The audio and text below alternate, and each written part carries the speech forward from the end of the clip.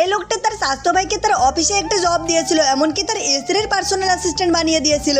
কিন্তু ছেলেটি তার কোনো কথা শুনতে চাইছিল না। প্রথম দিন গিয়ে সে মেয়েটির সাথে খারাপ ব্যবহার করে। মেয়েটি তাকে প্রথম কাজ দেয় নিচে থেকে 15 কাপ চা আনার জন্য।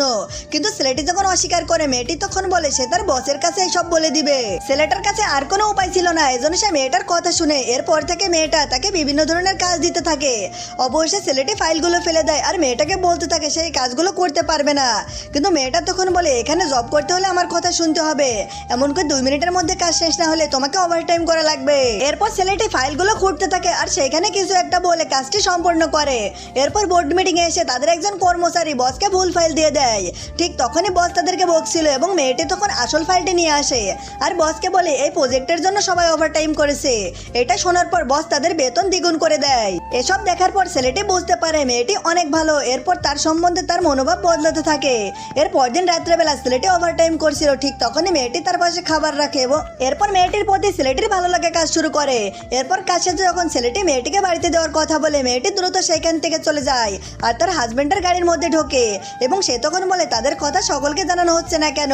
মেয়েটি তখন বলে প্রজেক্ট শেষ হলে এটা সবাইকে জানাবে। এরপর ছেলেটি দেখতে পারে আসলে মেয়েটি অন্য কোনো একটা ছেলের গাড়িতে গিয়েছে। এরপর থেকে তার একটু সন্দেহ হয়। অপরদিকে সেই লোকটি মেয়েটিকে বলতে থাকে তার স্বাস্থ্য ভাই তার কথা শুনছে কিনা।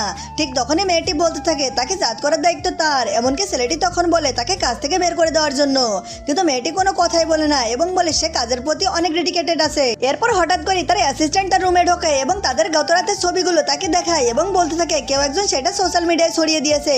এরপর ছেলেটি তাদেরকে খোঁজ নিতে বলে এই ছবিটি কি পোস্ট করেছে।